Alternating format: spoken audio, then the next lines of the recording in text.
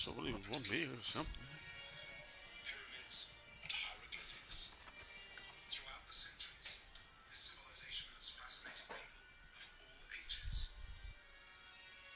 including in the 1950s, a young boy from Manchester in I didn't even. I didn't even small. What happened, huh?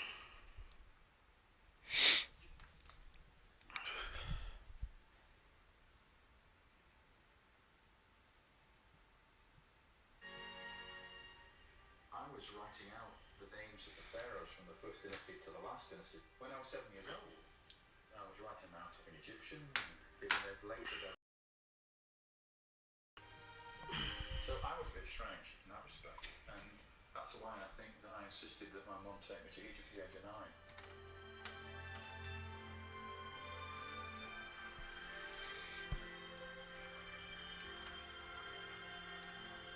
Roll's trip to Egypt turns a fascination with this ancient culture into an obsession. He travels down the Nile That on shit a will whale last you.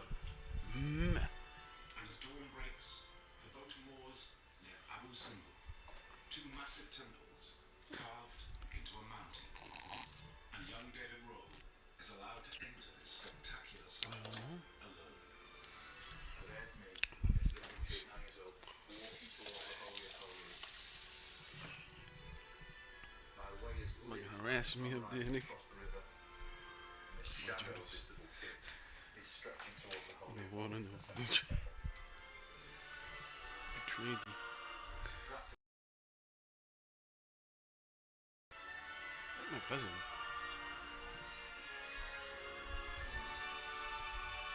Get that pig out of here. then a successful music producer, working with some of the Hey, biggest Baba. bands in the 1970s and 80s. At the age of 35, he quits the music business and begins academic studies on ancient history. I ended up going to University College London, being taught by some of the greatest professors in Egyptology and ancient history. Fantastic time, wonderful experience for me. But the most important thing is I learned the tools of the trade so that I could apply that knowledge and that experience and that methodology to my ideas. This man is Roland mad, people. thrives in this academic environment. He enjoys nothing more than cracking mysteries. I love solving problems. I look at anomalies and trying to find answers to those anomalies. There are many periods in Egyptian history where there's a lot of confusion about the Cook me some dates of the spaghetti. kings.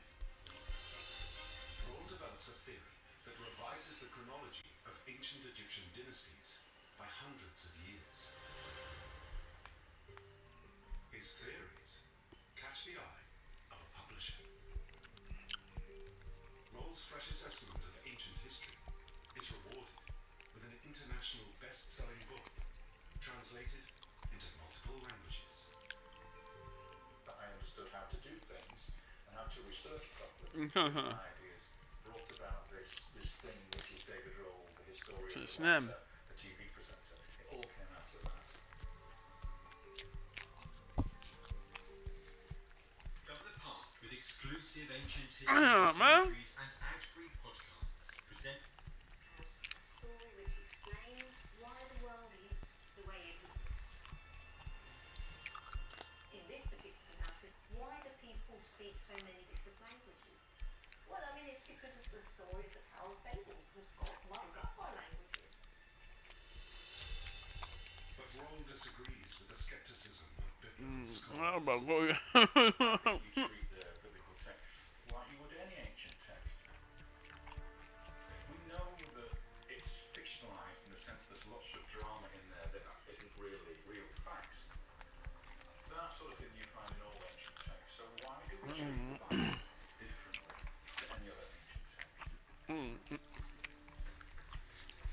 So undeterred, Roll begins his search for the Tower of Babel. He scours the biblical text for any clues. When was it built? Where? And by whom?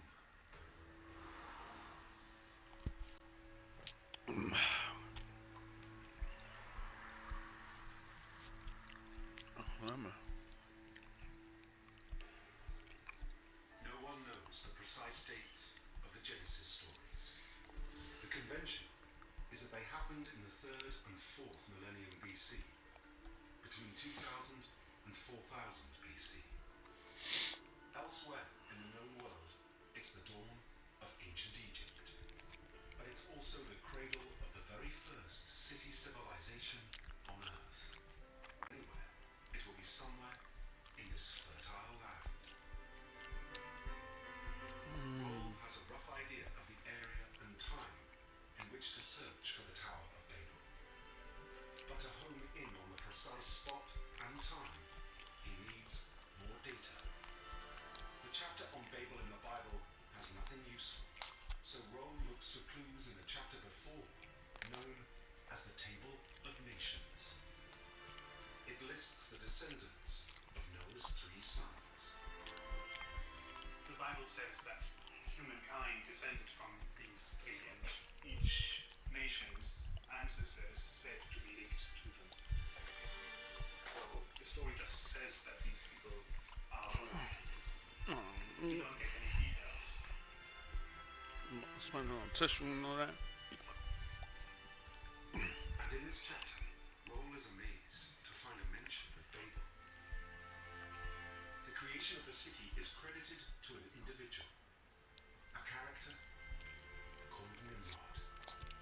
As a descendant of Noah, it's likely he would have lived sometime in the 3rd millennium BC.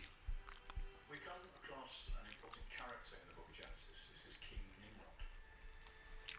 Nimrod comes a generation or so after the flood. Now, he is not associated in the Bible with the Tower of Babel. What it says is that Nimrod was a mighty hunter before the Lord. Nimrod is called in the Bible the birthright potentate on earth. That basically means he was a great king. Roll is intrigued. Nimrod is credited with the foundation of Babel, but not with the building of the tower. Could Nimrod have been the tower's architect, too? Roll searches for more information on this character, but the Bible offers little more. Nimrod was the son of Cush, and he's described as a great hunter and a mighty hero, and that is pretty Well, I much never, everything that we know about him according to the text.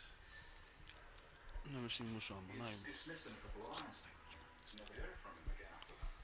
Seen him like Who twice. was this Nimrod then?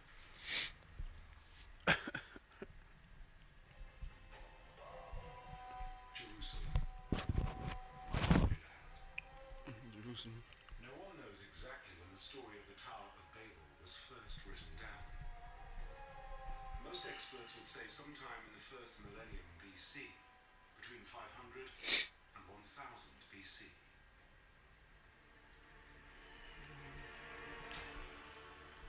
But Roll discovers that many centuries later, the story is recorded once again. Around 94 AD, a Jewish historian writes Antiquities of the Jews. The Antiquities of the Jews, written by Josephus, a Jewish historian. He basically tries to tell Romans why the Jews are like they are. Roll finds that Josephus relies on other ancient sources to compile his history. Like the Bible, Josephus does not say where Babel was, but he does connect Nimrod directly to the building of What's the hell? Babel's tower. Josephus does say that Nimrod was the king who built the Tower of Babel. So we have this connection between Nimrod and Babel. And It's about to what give out. Josephus tells us is he built the Tower of Babel as a sort of refuge in case God sent another flood to destroy mankind. So the people could go to the top of the tower and be saved from the flood. At last, Roll has a connection between a character in the Bible and the Tower of Babel. Maybe Nimrod really did build the Tower of Babel. But only if he was a real flesh and blood king of Mesopotamia.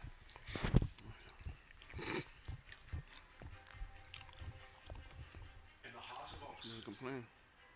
hidden amongst the towering spires and numerous colleges, lies the Ashmolean Museum. Inside, a department of antiquities that houses many treasures from ancient history, including many from the southern region of Mesopotamia called Sumeria. Roll zeroes in on a clay prism about 20 centimeters high, dated to around 1800 BC. Each side transcribed in cuneiform script, the ancient text of Mesopotamia. It is called the Sumerian King List, a roll call of every king who ruled Sumeria, the first civilization of ancient Mesopotamia. If you're going back to the earliest period of Sumerian history, it's logical to look at the king's list that we have for the Sumerian period. And we have a document which lists all the Sumerian kings. So we can look for this King Nimrod of the Bible. We should be able to locate him in that king's list. But Roll knows he must treat the information with caution. You know what I'm saying? The Sumerian king list describes a reality that never quite existed, of various dynasties sort of handing power to each other peacefully almost. From historical reality, from other texts, we know that that never You know what I'm saying? quite worked out that way. Roll examines the king's list carefully.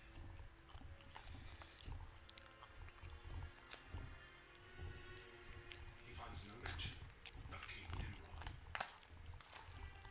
But he does discover the name of another king who, like Nimrod, ruled in the 3rd millennium BC.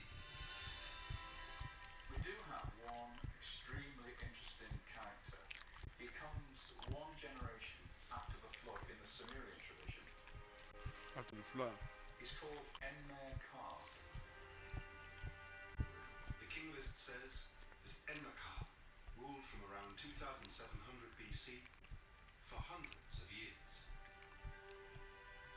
And it says he founded a city called Uruk, not Babel. Roll then discovers there are more ancient texts detailing the life of King Enmer-Ka. No, is it motherfucker done that? Enmerkar is a character from Babylonian myth and legend, whom we know from a number of stories attached to him. He is described as one of the kings who ruled in Mesopotamia. For Roll, Enmer-Ka is a king in the right place at So, the right time, but with the wrong name. Is there a connection between Nimrod and Enmer-Ka? It's a puzzle, and one Roll is itching to solve. He wonders if it's just possible that Enmer-Ka and Nimrod are one and the same. Now, this Ka element at the end, K-A-R, is actually a Sumerian word for hunter. To hunter Nimrod. Roll is intrigued. Two names, one from the Bible, one from Sumeria. Both kings, both hunters, so both pretty. rulers between 3000 and 2500 BC. Could Enmer the Hunter be the builder of the Tower of Babel?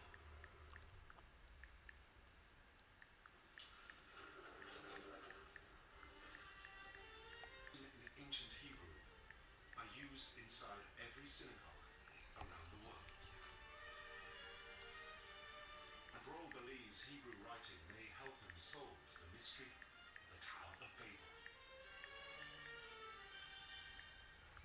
Ancient Hebrew text is unusual, as only the consonants are written down. Ancient Hebrew, like modern Hebrew, is a script which doesn't normally use vowels. Sometimes this generates ambiguity in interpretation, but normally it's quite clear. Understanding how names were written out in ancient times, Roll notices a potential historical mix-up. When an ancient Hebrew scribe wrote the names of Enmer the Hunter and Nimrod, there could have been a connection. Roll runs through this in preparation of announcing it to the wider world.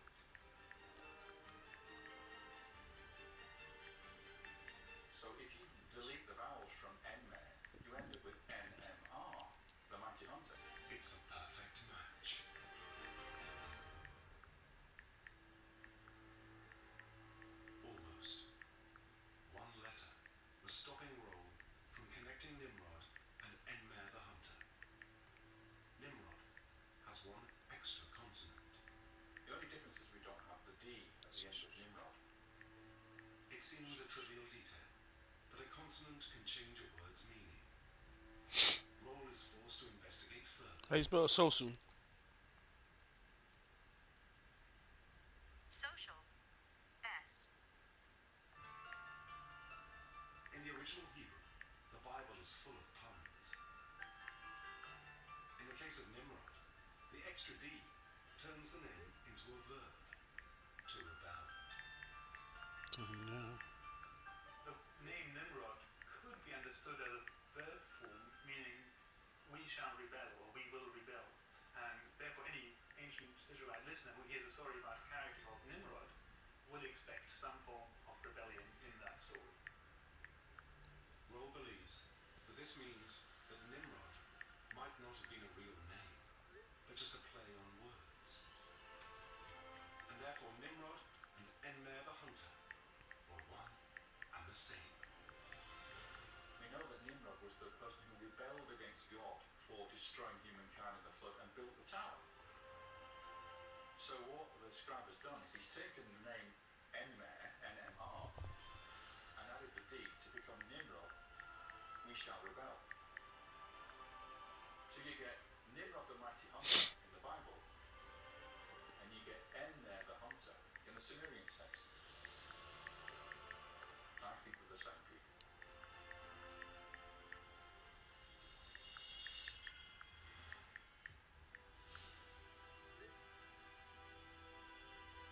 Ever since he was a young boy, David Roll has dedicated his life to understanding the ancient world.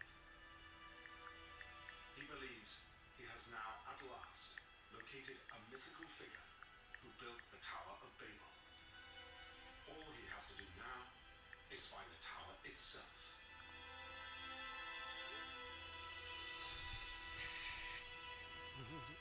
It's going fast.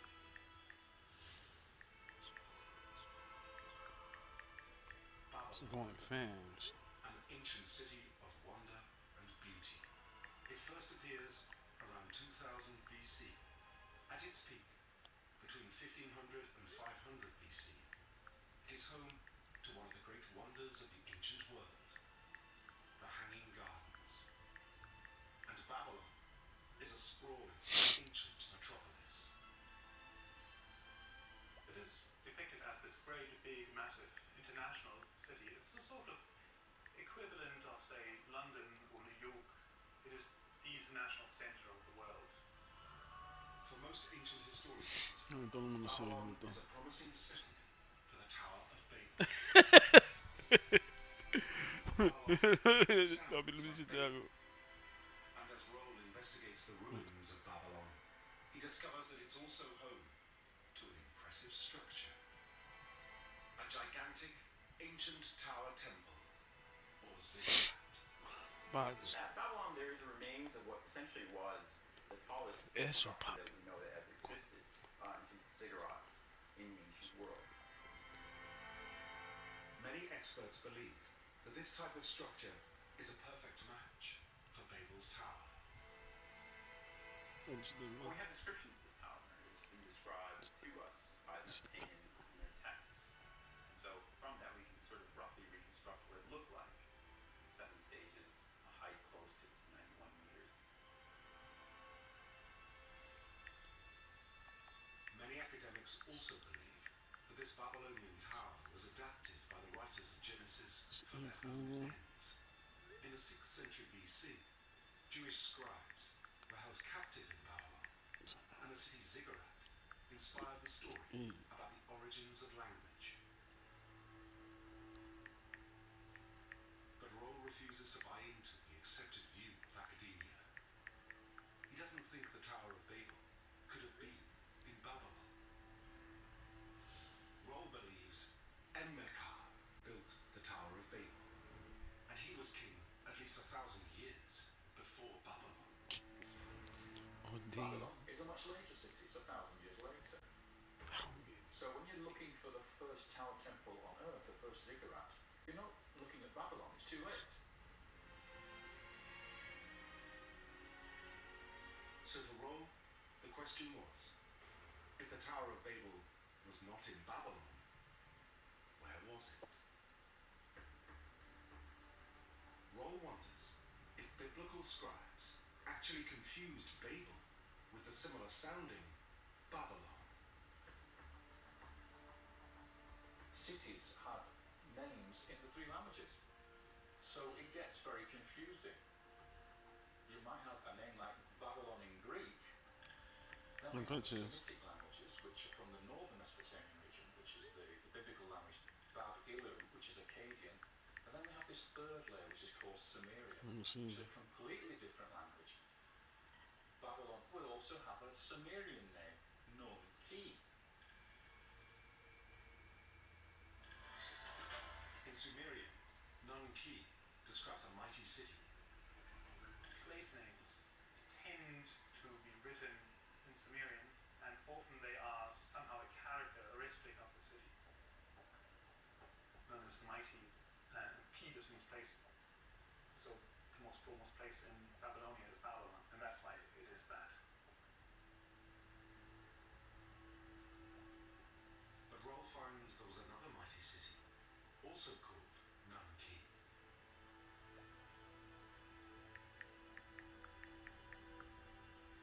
So we have these two places with the same name, Nun-Ki in the north and Nun-Ki in the south.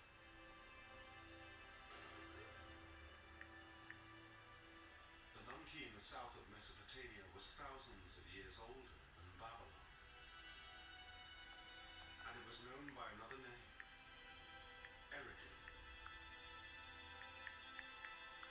Maybe the Tower of Babel was not in Babylon, but in Eridu.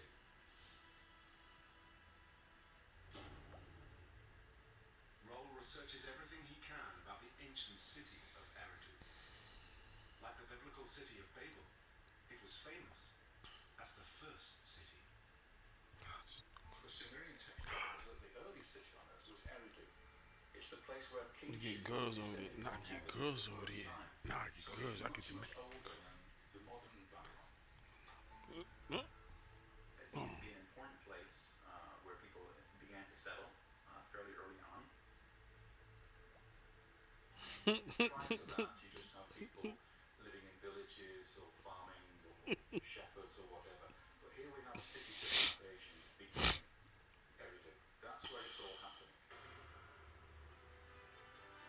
For Roll, Eridu is the best setting for the Tower of Babel.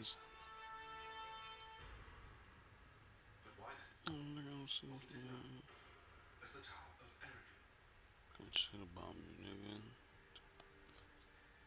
Roll thinks the biblical scribes got confused between the two Nun-Kis. By the time they came to write down the story of Babel 2,000 years later, the newer mighty city, Babylon, was now in existence. What I think happened was that the Bible writer, the composer of Genesis, thought that the Nun-Ki that was being referred to in the text that he was reading to compose his story was the Babylon Nun-Ki and not the older Nun-Ki, which was further south on the edge of the Persian Gulf. Which is why it became the Tower of Babel and not the Tower of Nun-Ki. Roll is convinced all the evidence points to Eridu as the true setting for the Tower of Babel. Now all he needs is to find evidence for the tower itself.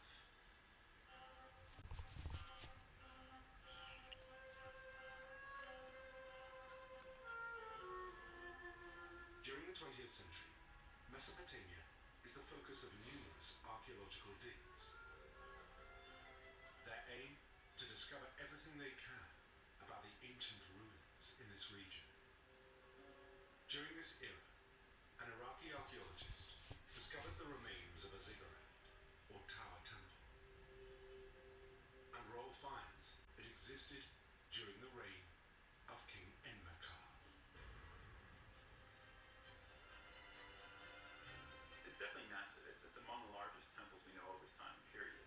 There seems to be probably several temples or several places within this area, including the structure that they've uncovered. To make it, right? Roll hopes that this temple might be the remains of the Tower of Babel.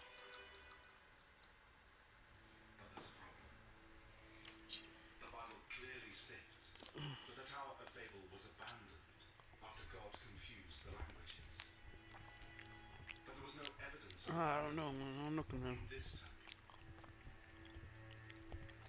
If you try to match that specific structure to the actual Tower of Babel, one of the problems is how long this structure was occupied.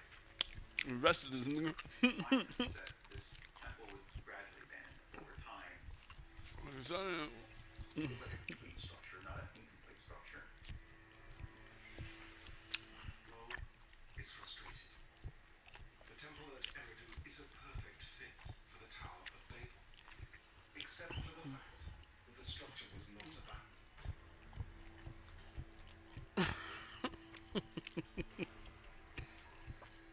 Roll looks again at the reports. He notices in the excavation reports there is something else. Behind Temple 1, a platform. To Roll, it looks like the first layer or a base of a much larger temple. That's essentially what a ziggurat is. It's a platform temple which is built higher and higher with a staircase going up to the house of the god on the top of the artificial mountain. So it's the first big tower temple in the region. And the amazing thing is that when they were building it, it was never finished. It was abandoned to the drifting sands. So that's exactly like the Tower of Babel story, because that temple was never finished as well.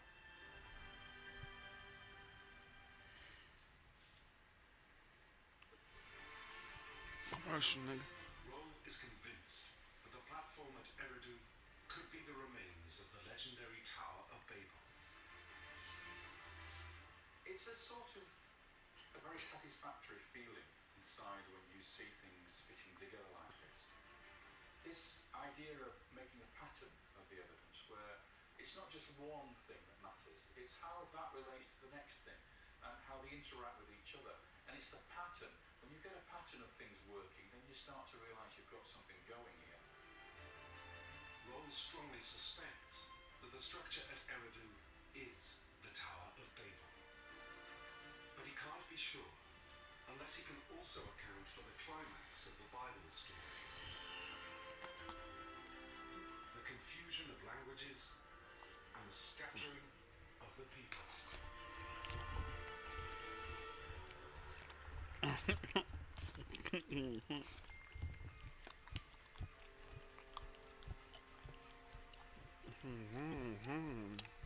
The Statue of Liberty. The first site for millions of immigrants moving to America during the 20th century.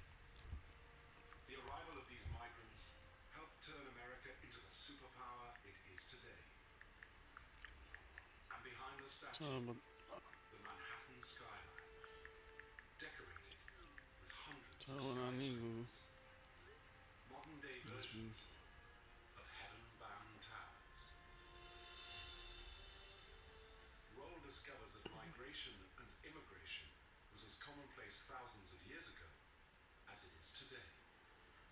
Humans move from one place to another. They migrate.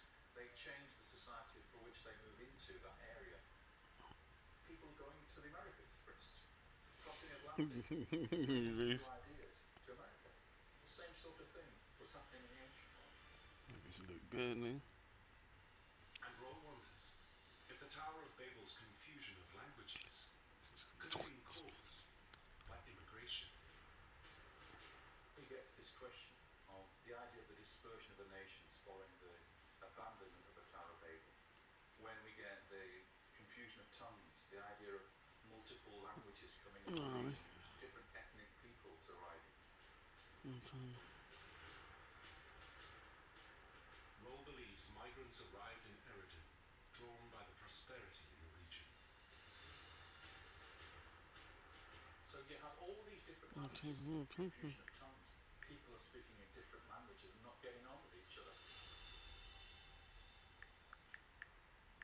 But how did the confusion of tongues create the scattering of people? Jump up in there. Roll believes he can account for this too. Perhaps these migrants were a more aggressive race. They might be more primitive, they might be more warlike I than the can't indigenous find it. population. It's this clash of civilizations, of the languages or peoples that create this desire to move out. For Roll, it's a neat theory, but that's all it is. If he's right, and the people of Babel were scattered from Mesopotamia, where exactly did they go?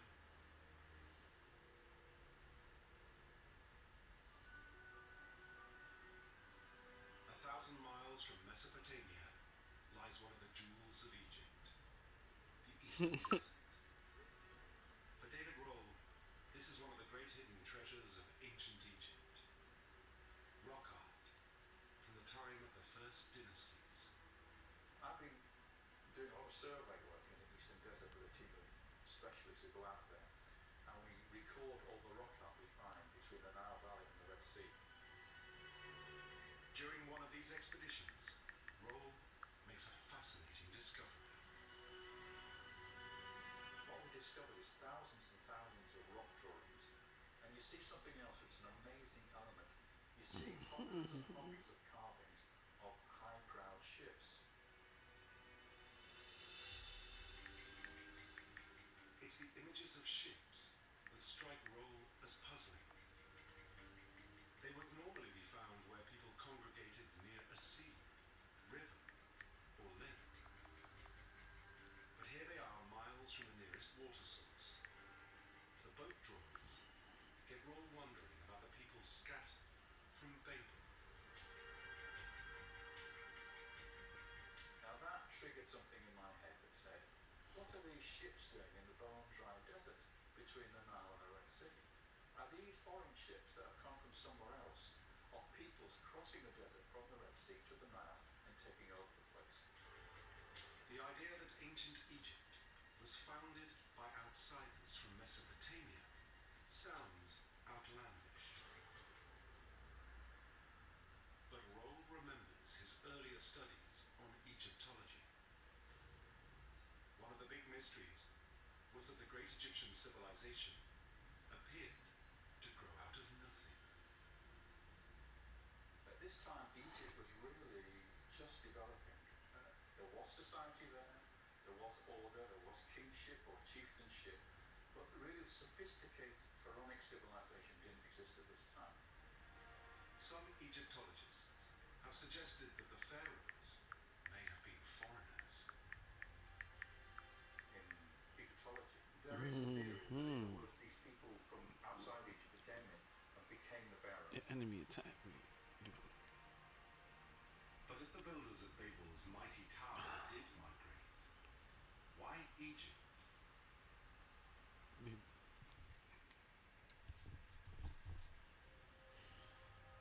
Roll believes the answer lies in the environmental stability of the Nile. If you were a trader coming from Mesopotamia and you came to Egypt and you saw this river that was so benevolent, that brought down the floods at the right time of year, that enabled you to grow crops, you think to yourself, this is a place I want to live. I don't want to live back home with all that mud and all that flood.